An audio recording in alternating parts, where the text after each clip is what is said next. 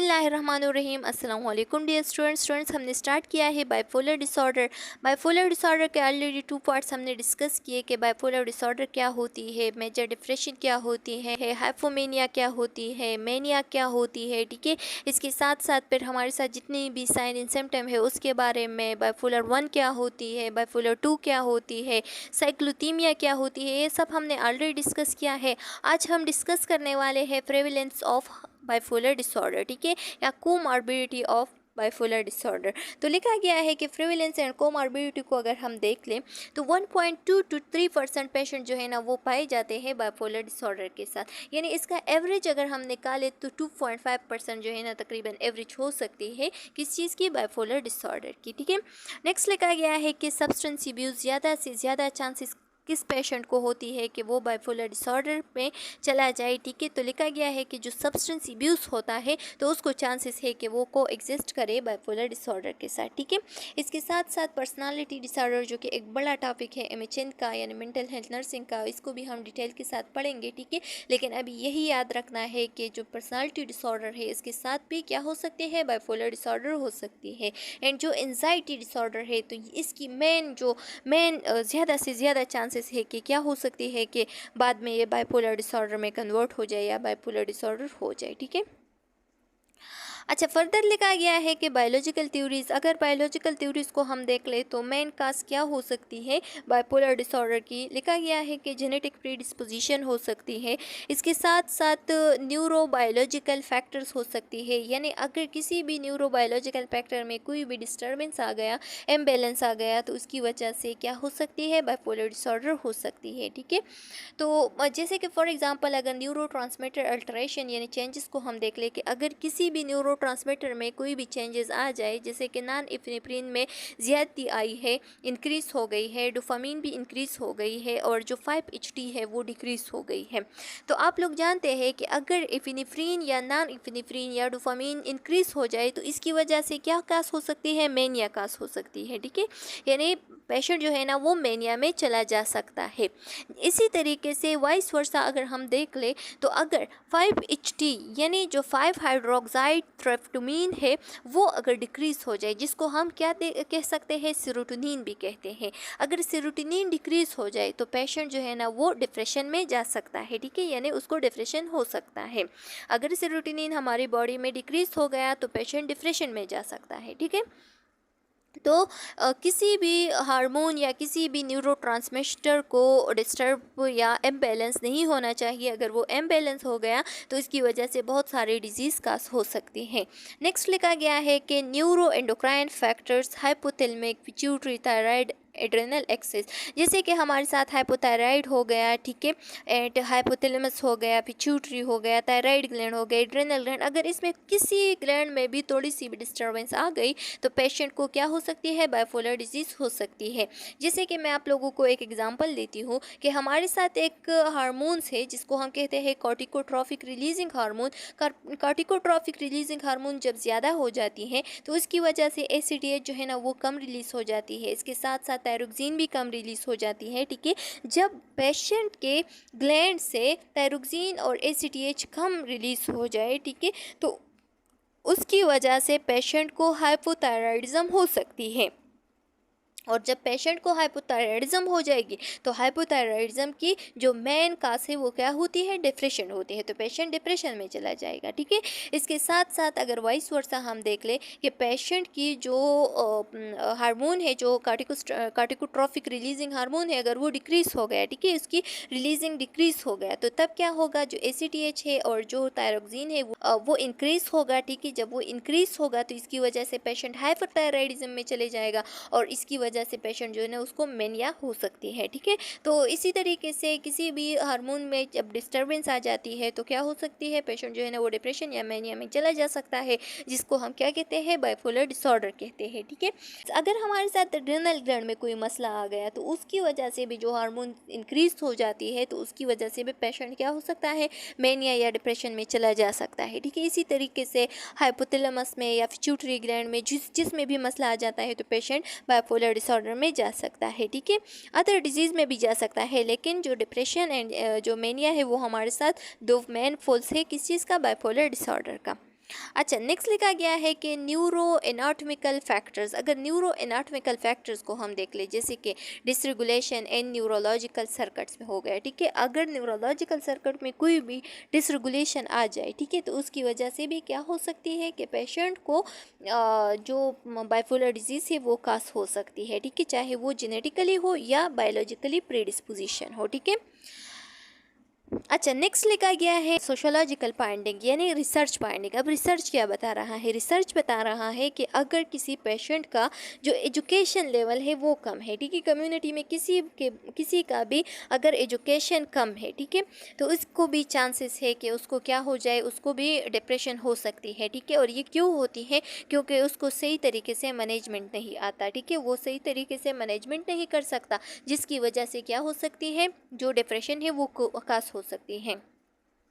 इसके साथ साथ ऑक्यूपेशन को अगर हम देख ले, तो अगर कोई ऐसा बंदा है जो कि किसी भी कंपनी में काम कर रहा है, ठीक है, और वहाँ पे उस पर काम का बहुत ज़्यादा बर्डन है, तो तब भी वो डिप्रेशन में जा सकता है।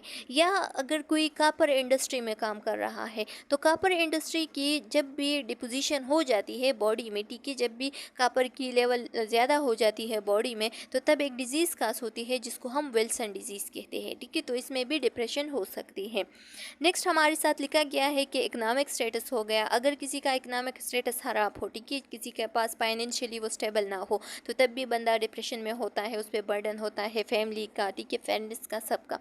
क्रिएटिविटी को अगर हम देख लें, तो जैसे कि हमने पढ़ा कि मेनिया का जो पेशेंट होता है वो बहुत ज़्यादा इंटेलिजेंट होता है, इंटेलिजेंस के साथ साथ वो क्रिएटिव भी होता है, तो ज़्यादा क्रिएटिव होगा, ठीक है। साइकोलॉजिकल इन्फ्लुएंसेस अब देखते हैं। साइकोलॉजिकल इन्फ्लुएंसेस में बता रहा है कि हाईली एक्सप्रेस्ड इमोशन, जो बच्चा बचपन से, ठीक है, बचपन से जो बहुत ज़्यादा इमोशनली क्या हो, इमोशंस दिखा रहे हो बचपन से, स्टार्ट से, ठीक है, और कोई उसका रोकने वाला ना हो, तो तब भी वो बाद में बाइपोलर डिसऑर्डर में चला जा सकता है, ठीक है। इसके साथ साथ चाइल्डहुड एक्सपीरियंसेस को देख ले। अगर कोई चाइल्डहुड में फेलियर बन गया है, ठीक है, अपना गोल सही से हासिल नहीं किया है, अगर कोई बच्चा है और वो चाहता है कि मैं इस फील्ड में चला जाऊँ और वो उस फील्ड में फेल हो गया है, नहीं जा सकता है, ठीक है, तो तब भी वो बच्चा डिप्रेशन में चला जा सकता है, जो कि बाद में बाइपोलर बन सकता है। अच्छा, नेक्स्ट अप हमारे साथ आ रहा है असेसमेंट ऑफ हाइपोमेनिया। अगर किसी को हाइपोमेनिया हो गई है, ठीक है, तो इसको हम किस तरीके से असेस कर सकते हैं?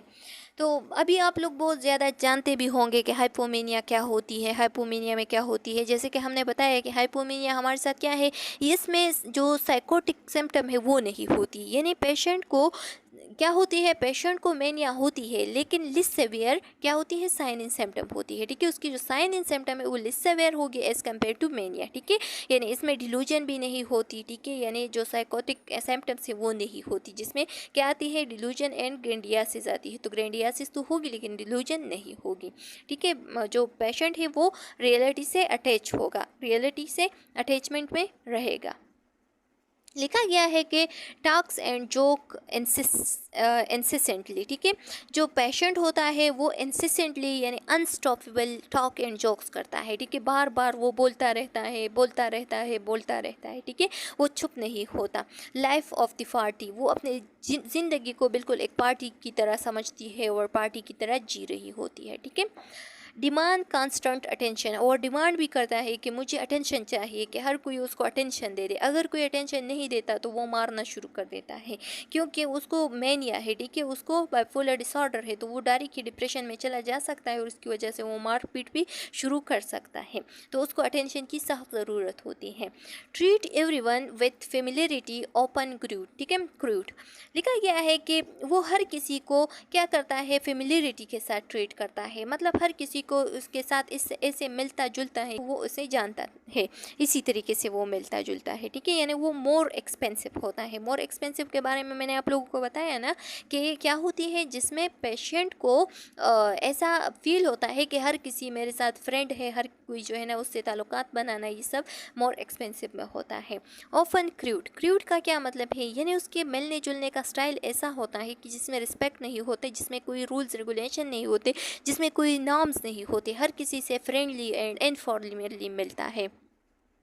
Sexual talks often inappropriate and offence, ठीक है, वो हर किसी से हाइपर सेक्सुअल होता है, ठीक है। वो हर किसी से सेक्सुअल टॉक्स जो है ना वो शुरू कर देता है, ठीक है। और किसी भी स्ट्रेंजर को वो क्या कर देता है, प्रपोज करने की कोशिश करता है, या हर किसी भी स्ट्रेंजर को प्रपोज कर देता है, ठीक है। टॉक इज फ्रेश, उसकी जो टॉकिंग का जो स्टाइल होता है वो बिल्कुल फ्रेश होता है, ठीक है। हर टाइम वो फ्रेश होता है, एनर्जेटिक रहता है और फ्रेशनेस के साथ ही हर किसी से बात करता है। फिर from topic to for topic, जैसे कि मैंने आप लोगों को पिछले वीडियो लेक्चर में भी बताया ना कि वो साउंड एंड साउंड को मैच कर देता है, जैसे कि नॉलेज एंड नॉलेज हो गया, ठीक है। यानी वो क्या कर देता है, वो हर एक साउंड को एक दूसरे से मैच करके, सेंटेंस को सेंटेंस से मैच करके बातें करता रहता है, ठीक है, बातें करता रहता है। अच्छा, फिर लिखा गया है कि full of pip and humour. Pip and humour का मतलब है शो एंड मजाहिया, ठीक है। ह्यूमर मजाहिया, पिप मतलब कि शोह रहना। वो हर टाइम शोह रहता है और मजाहिया रहता है। उसको यूफोरिया होती है, यानी बेहद खुशी, ठीक है। हर टाइम वो खुश रहता है। And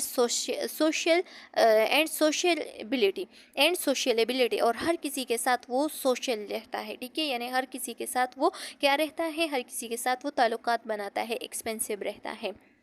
and plotted self confidence, उसका जो सेल्फ कॉन्फिडेंस है वो बहुत ज़्यादा, यानी वो खुद पे बहुत ज़्यादा खुद इत्मीनान रहता है, ठीक है। एंड इंथ्यूजियाज्म और हर टाइम वो एनर्जेटिक रहता है।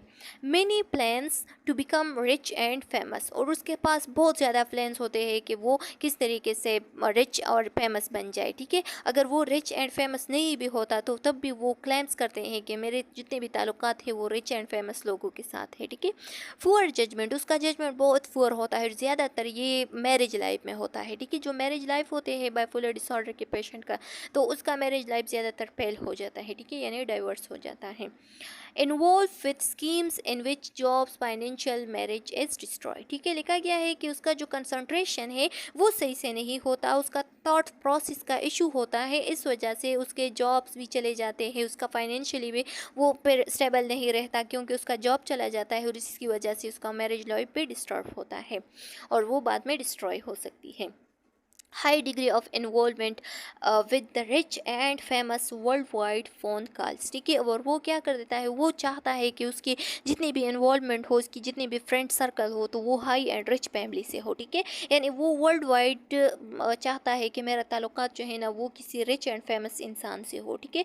और अगर ना भी हो तो तब वो क्या करता है, लोगों को ऐसे फील कर देता है या लोगों को ऐसे बताता है, क्योंकि वो ग्रेंडियासिस में होता है, तो वो ग्रेंडियासिस भी करता है और लोगों को बताता है कि मेरा ताल्लुक इतने इतने रिच लोगों से और इतने इतने फेमस लोगों से होता है, ठीक है।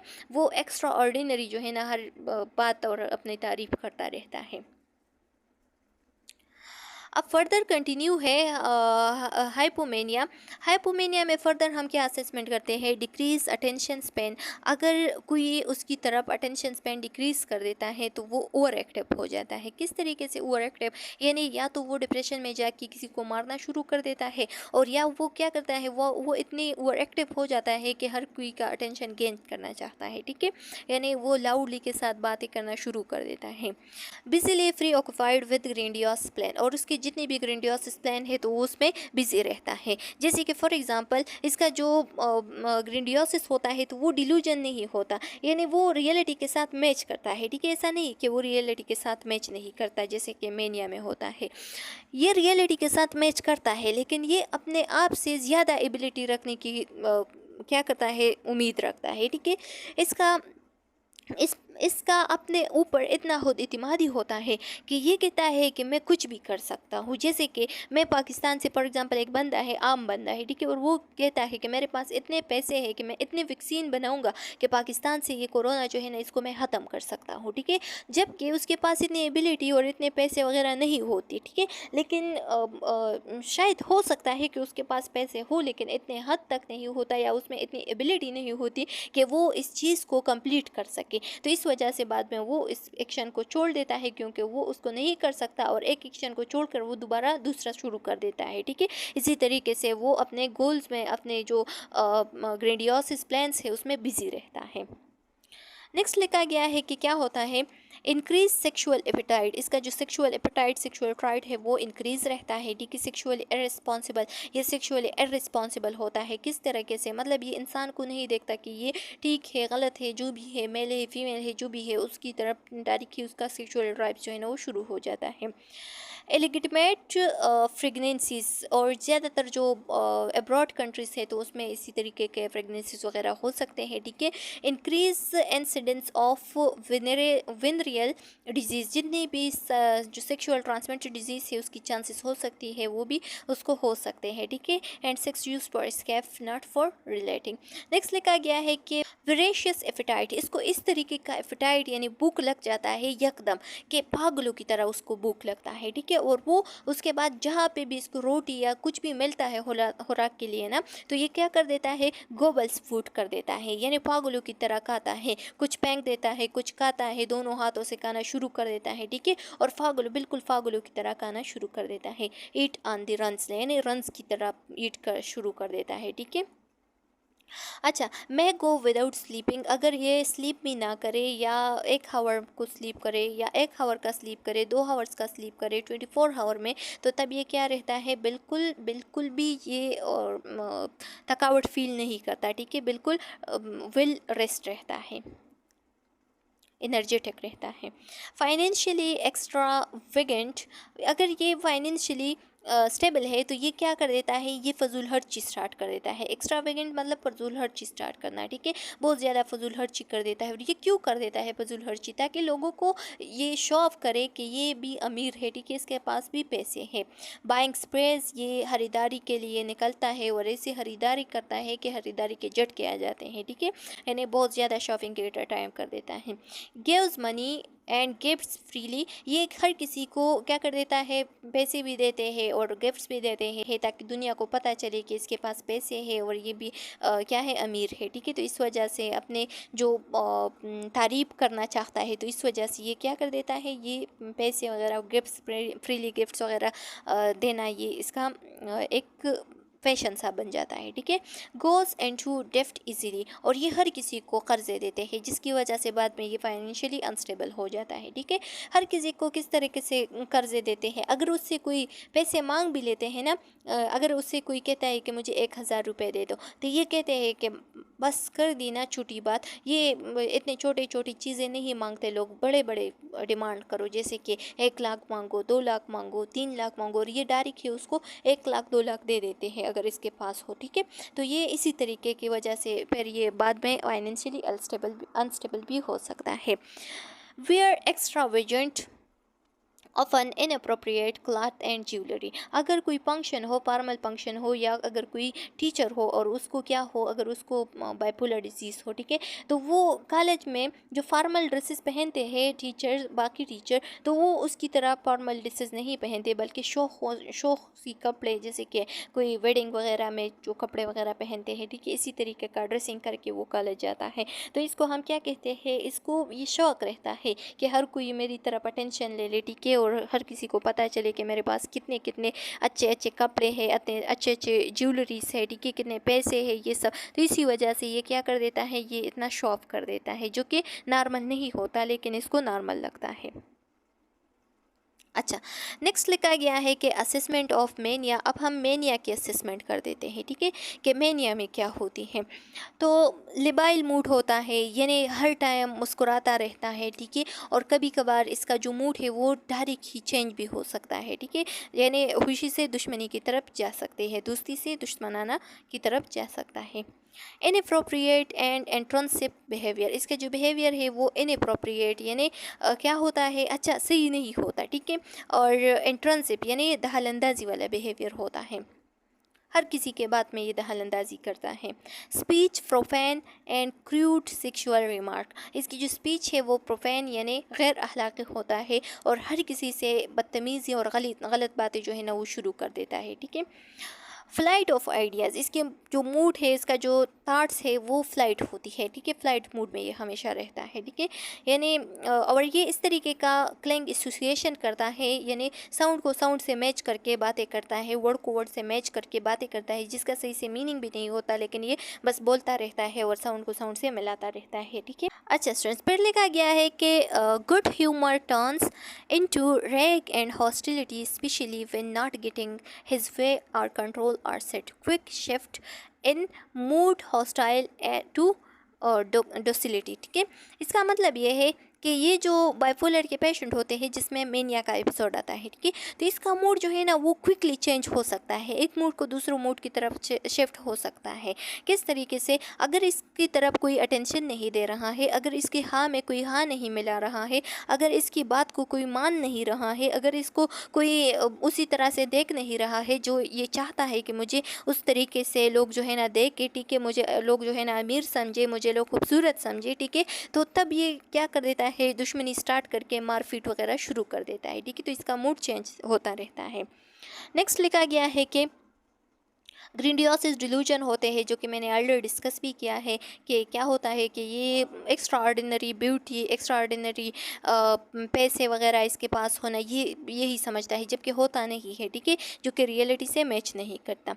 जजमेंट एक्सट्रीमली पुअर, इसका जो जजमेंट है वो एक्सट्रीमली पुअर होता है, जिस तरह से हाइपोमेनिया में होती है, ठीक है, यानी ये जो है ना अपने रिलेशनशिप्स वगैरह को सही से बचा नहीं पाते, ठीक है, ना तो जॉब ये सही से कर देता है।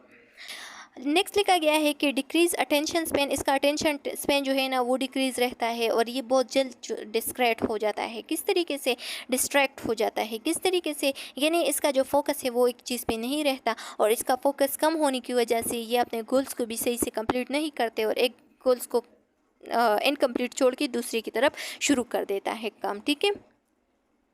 अच्छा, नेक्स्ट लिखा गया है कि फर्दर कंटिन्यू है मेनिया का असेसमेंट, तो रेस्टलेस होती है, ठीक है। रेस्टलेस किस तरीके से, मतलब ये इसको नींद नहीं आती, ठीक है, और डिसऑर्गेनाइज्ड होता है एंड चियोटिक होता है, यानी चियोटिक मतलब अफरा तफरी, ठीक है। बिहेवियर डिफ़िकल्टी होती है, इसका बिहेवियर जो है ना इसके कंट्रोल में नहीं रहता, ये अनकंट्रोल में होता है, ठीक है, अनकंट्रोल होता है इसका बिहेवियर। फ्रिक्वेंट आउटबर्स्ट मतलब इसका जो मूड है वो बहुत जल्दी से चेंज हो सकता है, ठीक है, यानी इसकी दोस्ती जो है ना वो बहुत जल्दी से दुश्मनी की तरफ कन्वर्ट हो सकती है। रिजल्टिव विन क्रॉस, अगर कोई इसका बात नहीं मान रहा है तो तब ये बहुत जल्द जो है ना हमलावर या एग्रेसिव हो सकता है। Too busy for sex, no time to eat और स्लीप, इसके पास इतना टाइम नहीं होता कि ये स्लीप करे या ईट करे, ठीक है, क्योंकि इसकी जो सारी लाइफ है वो डिसऑर्गेनाइज रहती है। सीवियर हाइपर एक्टिव, ये हाइपर एक्टिव रहता है, अगर ये नींद ना भी करे तो तब भी ये हाइपर एक्टिव रहता है और इतना हाइपर एक्टिव रहता है कि इसकी जो रिज़ल्ट आता है तो वो एग्जॉस्शन या डेथ भी हो सकती है, यानी इतना थकन हो सकता है इसको कि इसकी वजह से इसकी डेथ भी कास हो सकती है।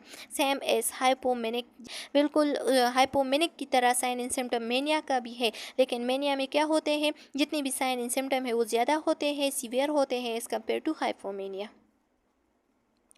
अच्छा, नेक्स्ट हमारे साथ आ रहा है असेसमेंट डिप्रेस्ड, अगर कोई डिप्रेशन में चला गया है, अब डिप्रेशन पेज आ गया तो उस दौरान क्या होता है। अच्छा, लिखा गया है कि symptom for the depressed cycle of the bipolar disorder, depressed are the same as the symptom of major depression, the different is that the bipolar patient has the history of at least one manic episode.